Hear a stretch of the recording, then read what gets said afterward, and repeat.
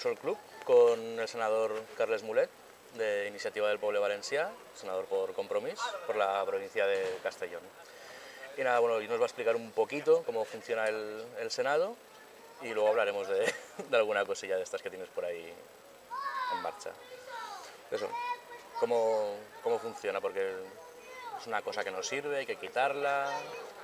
Bueno, el Senado funciona como una segunda versión del Congreso. Allí hacemos prácticamente lo mismo que hace el Congreso, control del gobierno, haces preguntas dirigidas al presidente del gobierno, a los ministros, haces interpelaciones, haces mociones, que son lo mismo que en el Congreso las proposiciones no de ley, y votas las leyes que te piden del Congreso o tú propones leyes que van al Congreso. Entonces se ha convertido en lugar de ser una cámara de representación territorial, que es lo que pone en teoría la Constitución, se ha convertido en la segunda versión del Congreso. Se hace prácticamente lo mismo, se pierde mucho tiempo y la gente tiene una percepción negativa del Senado, en parte ganada a pulso, porque ves que se ha convertido en una cámara prácticamente inútil en cuanto que repite simplemente lo que hace la otra cámara. Tiene que tener otras funciones que no se han desarrollado como tiene que haberse desarrollado. O sea, es un Congreso 2.0 versión light. Sí, es un poco lo que siempre se ha hablado, ¿no? del cementerio de elefantes, donde van la gente que ha estado de alcalde, de presidente de autonómicos, de gente que está en la primera línea política, pues se la jubila, se la retira a una cámara un poco más tranquila para que estén allí pasando tiempo, y eso pues eso entendemos que la gente esté muy quemada con el Senado, con su utilidad, porque tú ves a los senadores que hay y ves que la mayoría de gente son gente que ha amortizado su periplo en la vida pública y no tiene ningún sentido que continúen ahí. Bueno, de ver a los senadores también es un poco, porque yo te he visto intervenciones que estás hablando prácticamente solo, ahí en el Senado, estás allí. Gracias. Gracias. De 149 senadores del Partido Popular habrán unos 15, de 62 del Partido Socialista habrán también unos 15 más o menos. Yo también tengo hambre, pero me parece una falta de respeto que siempre que vengamos a hablar a estas horas con temas importantes como estos esté el hemiciclo vacío y encima también muchas veces sin escuchar o increpando a la poca gente que hay. Estamos hablando de un tema muy serio como el tema de las pensiones y vemos la importancia que le dan los partidos mayoritarios a este tema. Estás allí.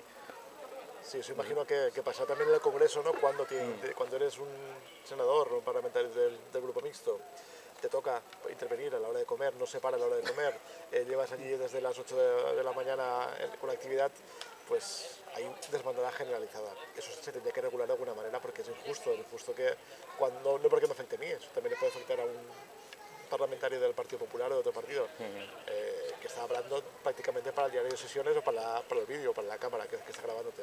Es un poco la falta de respeto que hay, ¿no? Pero eso imagino que pasa también en el Congreso cuando son debates muy largos y no hay un parón al medio. Y bueno, nos has explicado un poquito esto. Tú eres senador por Castellón, Designación autonómica. Vale, es que ahí el tema este. Senadores por Castellón y designación autonómica. Y precisamente eso, ¿en qué consiste lo de designación autonómica? Bueno, los senadores se pueden escoger por dos vías. Una vía es las elecciones directas. Cuando vienen elecciones generales se escogen tantos diputados por provincia, depende de la población que hay, y se escogen 4 senadores por provincia española. Da igual que la provincia sea Madrid, la más poblada, como Soria, la menos poblada. Los 4 personas más votadas en listas abiertas son las que van al Senado. Aquí pues, se escogieron 4 por Castellón, 4 por Alicante, 4 por Valencia. Luego cada comunidad autónoma tiene un senador y por cada millón de habitantes más tiene otro senador. Entonces el País Valencià, como somos 5 millones de habitantes, más de 5 millones de habitantes, tenemos ese que tenemos directamente por comunidad autónoma y esos 5 somos 6. Y esos 6 los escoge el Parlamento Valenciano después de las elecciones autonómicas. Entonces Compromís tiene un senador provincial por Castellón y uno autonómico por designación de las Cortes Valencianas. Vale. Entonces, en teoría represento a todo el conjunto del País Valencià y no a la provincia de Castellón. Vale, muy bien. El que sería de aquí de Castellón es de Navarrete. Correcto. Vale, pues hay 2 de por aquí. Y ahora que decías lo de Soria, tú aparte de aquí estás mucho por la zona de León y todo eso, con grupos de por allí que se te ve por lo menos en los vídeos que coges las autopistas. Bueno, las autopistas es más el tema de Madrid, las rayales estas que que están sin coches. ¿Y cómo es que tienes tanta tirada, dijésemos, hacia allí? Bueno, tenemos, por una parte tenemos sabes que Compromís nos presentamos a las europeas con otros partidos, con Equo, con el Partido Castellano, que es un partido que tiene implantación en las dos Castillas, Madrid y la zona centro de España. Con ese partido también hemos colaborado, desde las europeas estamos colaborando, tanto a nivel europeo, congresos y senado. Muchas veces cuando han tenido problemas puntuales en Ávila o en otras zonas hemos participado y hemos podido acudir en aquellas cuestiones que les afectan de un ministerio, de una actuación que ve que el gobierno está haciendo. Y luego el tema de León pues ha sido un poco una carambola de estas que no te las esperas tampoco. Todo surgió un día que vino el PP presentó una moción de defensa de las diputaciones y para hacer un acto de fuerza invitaron a presidentes de todas las comunidades autónomas suyas. Entonces, presidentes, perdón, de todas las diputaciones suyas. En el Senado, cuando son mociones o mociones consecuencia de interpelación, son dos fórmulas, se puede hablar en lengua cooficial. Entonces, hay un servicio de traducción que cualquier senador lo puede escuchar, pero los invitados no tienen ese servicio. Entonces, vino el presidente de la Diputación de León, justamente escuchó mi intervención, fue una intervención crítica como siempre, la hice obviamente en valenciano, y cuando ese señor se volvió a su provincia, las declaraciones que hizo es que había ido a la capital, veía qué importante que era él, y que le pareció una vergüenza que en el Senado cada uno hablase como le diera la gana, incluso en valenciano cerrado que nadie lo entendía. Entonces, eso me llegó, le contesté, le dije que era una vergüenza que una persona como él, que tiene una provincia donde hay otra lengua reconocida por su estatuto de autonomía, como es el leonés, y a pesar de ello no se ha hecho ni diputación, ni ayuntamiento, ni comunidad autónoma, ha hecho nada por la potenciación o normalización de ese idioma, pues me parecía como mínimo eso, insultante que esa persona se preocupara porque yo hablara en valenciano y no que la gente de su comunidad autónoma no pueda hablar en su lengua cooficial. A partir de ese comentario empezó a llegarme comentarios de gente de plataformas de defensa de la lengua, del idioma leonés. Vinieron algunos a Madrid, contactamos primero de manera así virtual. Les ofrecí la posibilidad, digo, pues si queréis que esto tenga más repercusión, si queréis voy a intervenir en leonés al Senado, a ver qué pasa, ¿no? Pues un poco ellos se quejaban, ¿no?, de la falta de apoyo que tiene su idioma, de preparar un texto, 2 minutos, con la buena suerte de que el presidente en ese momento no estaba atento a mi intervención. Entonces hice una intervención en leonés, la primera que se hace en la historia, en ese idioma, y a partir de ahí fue cuando ya la cosa se desmadró un poco, ¿no? Que ves que cualquier tipo de plataforma cívica, social, leonesista, que eso abarca las provincias de León, Zamora y Salamanca, han visto que tiene una puerta abierta ahí. Digo, me ofrecía cualquier tipo de iniciativa que no chocase con nuestra política, con nuestra manera de ver todo, ¿no? Desde infraestructuras, inversiones, cultura, cualquier tipo de iniciativa que yo pudiera tramitar para esta gente, que estaba la puerta abierta, igual que estábamos con cualquier tipo de colectivo de otra zona. Y a partir de ahí sí un poco la dinámica que ha habido, ¿no? Hemos contactado con grupos, son ellos los que nos mandan preguntas escritas al gobierno y yo simplemente las registro, peticiones de documentación, y un poco se ha creado una relación incluso con partidos políticos que no están en nuestro espectro, como puede ser la Unión del Pueblo Leonés, que es un partido más centro conservador.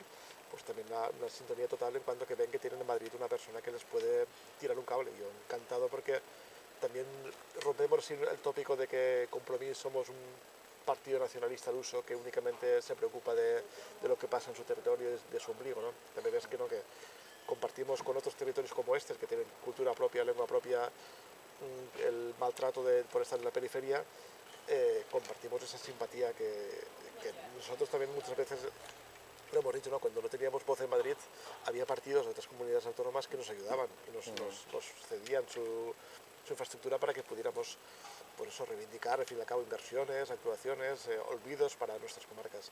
Y un poco ha sido eso lo que nos ha llevado, ¿no? Ha sido casi un imprevisto, ¿no? De una anécdota, pues se ha montado pues una relación muy estrecha con muchos movimientos de esa zona.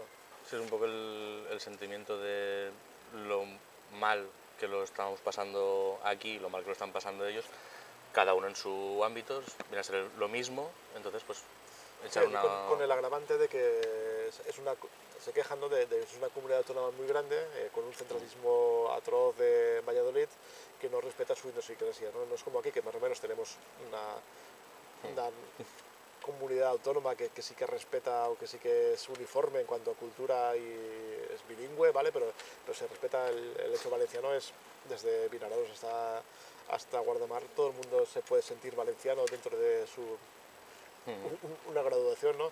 Más o menos sí que compartimos un proyecto histórico.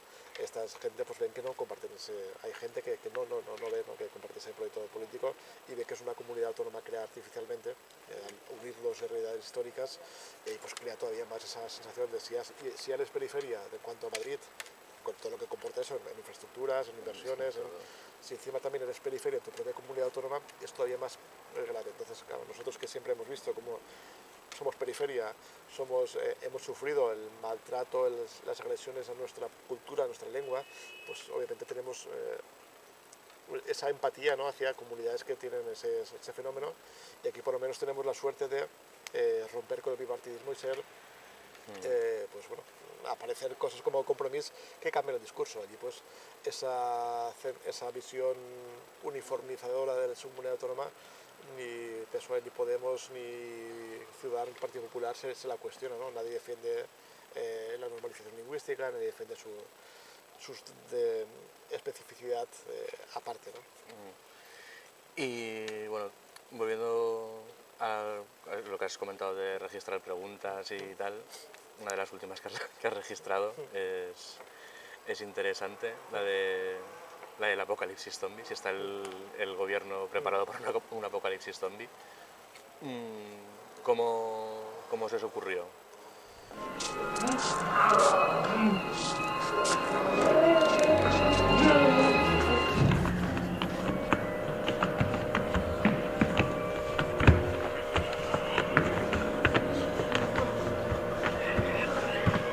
Insultante. Ellos están obligados a contestar por reglamento, tienen 30 días que nunca cumplen, siempre se demoran más, pero ningún reglamento les dice que la respuesta tiene que ser coherente o tiene que ser consentido. Muchas veces la respuesta es simplemente absurda. Entonces, llevábamos ya centenares de respuestas absurdas. Por ejemplo, preguntamos una por una municipios que están incumpliendo la ley de memoria histórica y poníamos casos concretos. El municipio tal, esta calle tal. La respuesta que nos da el gobierno a 150 preguntas puede ser un párrafo diciendo que como no tienes constancia de esas existencias, que no ha hecho nada. Entonces, vale, no me contestes eso. Te he preguntado que te he dicho que esta irregularidad, que qué van a hacer a partir de ahora. Y la respuesta es que no lo conocías. Y con eso se ventilan como eso, ¿no? O inversiones que van a hacer en el municipio tal. Y te contestan que en 2014 invirtieron en una carretera. Y no, te preguntas que qué van a hacer en el futuro. Entonces, cuando se te hinchan las narices de ver que estás un año y pico intentando sacar respuestas y la respuesta que te dan es insultante, y dices, pues bueno, voy a hacer un toque de atención, porque esto muchas veces lo hemos criticado. Tenemos el problema, por una parte, de un gobierno como el del Partido Popular que te maltrata en cuanto a respuestas, y una mesa del Senado controlada por el Partido Popular que también te coarta tu función de control del gobierno. Porque muchas veces haces preguntas que son vitales, preguntas que son comprometidas, que saben que les van a poner en un brete, y es la mesa del Senado quien interpreta que esa pregunta el gobierno no te la puede contestar. Tú la mandas y que sea el gobierno que me diga si eso no puede contestarlo. Tú no sabes si esa pregunta, tú mesa del Senado, senadores, tú no sabes si la documentación que te pido, la pregunta que te pido es confidencial o no es confidencial, que sea el gobierno que me lo diga. Tú no sabes si es una declaración, la respuesta que me tiene que dar el gobierno es una valoración subjetiva o no, o hay algo ahí. Entonces vemos por una parte cómo la mesa boicotea sistemáticamente todas aquellas preguntas que les molestan, cuando hablas de la Casa Real, cuando hablas del papel de la manipulación o presión entre los fiscales, cuando hablas de la Iglesia, cuando preguntas patrimonio de la Iglesia, inmatriculaciones, que ha hecho la Iglesia con inmatriculaciones, y simplemente te los vetan, pasa un filtro, y las que pasan ese filtro te contestan tarde y mal un gobierno que te contesta barbaridad. Entonces ya nos habíamos quejado muchas veces, habíamos escenificado recursos de amparo, quejas, ante una mesa que al tener mayoría son ellos los que te dicen que no tienes razón. Y un poco de, bueno, ¿qué podemos hacer aquí? Entonces, pues, vamos a hacer una pregunta absurda, a ver si cuando yo hago preguntas con sentido, me responden respuestas absurdas, a ver si invirtiendo el orden consigo algo, ¿no? Era un poco una pregunta absurda, a ver qué contestan. era un poco también saber, intentar tener un poco de repercusión y que esa queja no saliera un poco de el microclima ese que era el Senado. Lo que comentábamos, ¿no? Que en el Congreso todo tiene un amplificador.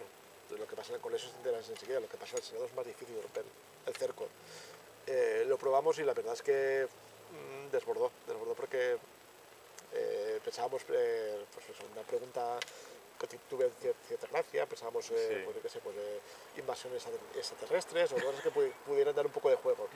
Se hizo la pregunta, se registró. La pregunta era una exposición de motivos explicando, oye, que están incumpliendo la Constitución en cuanto a que me coartas mi derecho a control del gobierno, están incumpliendo el reglamento del Senado en cuanto a lo que comento, ¿no? Que me filtras las preguntas y luego lo que me contestan no es lo que te he preguntado. Entonces le preguntamos, la primera pregunta era en relación a el por qué hace eso, si es un problema de comprensión lectora que tiene el gobierno para no contestar lo que se le pregunta, y la segunda era qué medidas tiene, ¿no? Un poco para intentar que eso tuviera repercusión, y la tuvo, y afortunadamente pues se habló esa semana bastante del Senado. Bastante. Tuve un poco el riesgo, ¿no? Digo, a ver si aquí me paso de frenada y no entienden el sentido de la noticia, ¿no? Porque mucha gente se quedaba con titular, el titular era impactante. Y pues eso, empezaron a insultarme en plan por redes sociales, que si era un payaso, que si no tenía otra cosa mejor que hacer, pero cuando entrabas dentro, cuando un medio elaboraba la información, veías que era una pregunta con protesta. Y en ese sentido, pues, salió bien, hubiera podido salir muy mal, pero la verdad es que salió muy bien, porque incluso fuera del Estado español, emisoras de otros países llamaron para preguntar de qué va esto, y se habló. Se enteró todo el mundo de que tenemos un gobierno como este y que tenemos una mesa del Senado como la que tenemos. Una de las preguntas que, por ejemplo, vetó la mesa del Senado era sobre las presiones que había tenido la Fiscalía General del Estado en cuanto a paralización de investigaciones a miembros del Partido Popular. Y una de las más sonadas era del anterior presidente de La Rioja, que justamente es el vicepresidente de la mesa del Senado. Entonces, dice, Son tú casualidades estás un poco. vetando una pregunta que sabes que te repercute, tío. Yo quiero saber si es real lo que ha dicho el fiscal de Murcia, saliente, como que había tenido presiones, o si es verdad lo que publican los medios de comunicación, como que el gobierno ha presionado a la Fiscalía General del Estado para que justamente a ti, el vicepresidente del Senado, te eximan de cualquier repercusión penal de tus actuaciones urbanísticas en La Rioja, justamente, ¿no? Entonces ves que muchas veces, claro, si no saltas, si no haces un poco de escenificación, sabes que no tienes repercusión. Y por ejemplo, mira, sirvió para eso, para que sepan por qué me vetan preguntas. Vetan preguntas porque son incómodas. No contestan porque son incómodas. El gobierno puede decir, no, es que yo no quiero cumplir la ley de memoria histórica, es que yo estoy infringiendo la ley. Pues te contesta con una tontería para no decirte la verdad. La verdad es que es un gobierno que no está cumpliendo la ley de memoria histórica, que permite que haya ayuntamientos con callejero franquista, que permite que haya víctimas en las cunetas, porque desde que entró el Partido Popular se retiraron, por ejemplo, los fondos públicos para exhumar. Le preguntamos por eso y te contestan, pues, que no hay disponibilidad presupuestaria. Bueno, y ahora, por ejemplo, en Alicante, que creo que era plaza, no recuerdo si es plaza o calle, de la Igualdad, ahora es la de la División Azul. Por ejemplo, también ya le hemos preguntado al gobierno que qué opinión tiene de este hecho. Simplemente por una cuestión administrativa de no haber pasado por pleno la decisión del ayuntamiento de cambiar el número de las calles. Hay que tener un poco de vergüenza a la hora de medir tus actos. O sea, tú puedes estar disconforme con que no se cumpla el reglamento. Si hay un reglamento que te obliga a que un cambio de nombre pase por un pleno, pues bueno, lo cumples. Pero no tú. Medita antes de llevar el tema a los tribunales sabiendo que la repercusión puede ser esta, ¿no? Que encontrar a un juez con cierta ascendencia derechista que la medida cautelar que te ponga es volver a poner las placas. Entonces el Partido Popular pasará a la historia como es el que ha quitado las placas que no ofendían a nadie y ha vuelto a poner placas de franquistas. Y encima se van a gloria y están súper contentos. Y no hemos visto a nadie del Partido Popular a nivel general que condene este tipo de situaciones absurdas, porque sabemos que luego eso pasará por pleno y se volverán a cambiar las placas, pero queda el Partido Popular como un partido anclado en el franquismo todavía. Bueno, teniendo en cuenta que hay algunos que dicen que los hijos se acuerdan de los padres cuando hay subvenciones para las fosas, no me extraña a mí que el Partido Popular no hable sobre eso. Es que de sinvergonzonería, ¿no? Cuando ves, bueno, hay una ley, si no queréis esa ley la cambiáis, que habéis tenido mayoría para cambiarla, pero si hay una ley se tiene que cumplir. Y si hay una ley que te dice que tú tienes que tener recursos para que cualquier familiar que pida pueda exhumar sus restos, pues se facilita, ya está, porque todos sabemos cómo se malgastan el dinero público en ciertas ocasiones. De aquí eran 2 millones de euros al año lo que podría costar. Eso se lo gasta la monarquía en 2 picnics, ¿no? Entonces, estás incumpliendo la ley, estás encima ofendiendo a las víctimas. Está, por ejemplo, desde hace años un estudio que se hizo de expertos sobre qué hacer con el Valle de los Caídos, que todos proponían la exhumación de los restos de Franco y de José Antonio Primo de Rivera, y que saliesen de allí, que sus familiares hiciesen con ellos lo que quisieran. Y ahí continúa siendo todavía un monumento de exaltación del franquismo. Y para ellos no, para ellos es un monumento de reencuentro. Tú vas allí y te ves simbología franquista, hay dos únicas tumbas identificadas en el centro del monumento, y los miles y miles y miles de cuerpos de víctimas están amontonadas sin ningún tipo de identificación. Y eso vulnera la ley de memoria histórica, eso vulnera que seamos un Estado de Derecho. Eso es impensable que pase aquí. Bueno, es impensable que pase aquí, no, es impensable que pase en otro país que no sea este. En Alemania no habría un mausoleo de Hitler, ni en Italia uno de Mussolini. Y mira que han habido gobiernos muy de derechas también. Y aquí pasa y no pasa nada. Y está ahí. Y se mantiene con dinero público todavía. Y ves, por eso no te extraña que luego te salga un cantamañanas diciéndote lo de las cunetas. Es la demostración de que el Partido Popular no cortó amarras con su pasado. Su ADN lo tiene todavía bien cogido, ¿no? Con sus antepasados políticos. Falta independizarse. Sí, no, Bueno. no. Es un partido que no viene donde viene, ¿no? Hay otros partidos que pueden ser de derechas, pero que no tienen vínculos. El partido de la Merkel no tiene ningún vínculo con el partido nazi. La derecha italiana no tiene ningún vínculo con estos partidos, ¿no? Con Mussolini. Sí que hay partidos nazis, sí que hay partidos ilegalizados, ¿no? o que tienen totalitarios. Sí que estaba la mitad de Mussolini con un partido en Italia, pero son partidos residuales. Aquí el Partido Popular lo creó un ministro de Franco. UCD, que también puede ser un poco la base de la conexión del Partido Popular, también la gente del movimiento franquista. Y te ves los dirigentes actuales del Partido Popular y son nietos de dirigentes franquistas. Te ves en los municipios y muchas veces son eso, son los hijos o los nietos, o incluso han habido alcaldes que han sido alcaldes durante la dictadura que continuaron con la Alianza Popular y con el Partido Popular. No ha habido una fractura, no, ha sido una sucesión natural, una evolución para ellos, pero que no ha roto con su pasado totalitario. Bueno, pues ya dentro de un rato te tienes que ir a otra reunión, te vamos a dejar que te vayas, pero ya si lo conseguimos volveremos a quedar otro día, que es complicado. Cuando podamos, encantado. Vale. Pues bueno, sabéis que para entrevistas como estas tenéis que suscribiros al canal, darle al botoncito de me gusta y sobre todo al de compartir, que estas entrevistas hay que compartirlas con toda la gente. Venga, pues un saludo, hasta luego. Venga, adiós.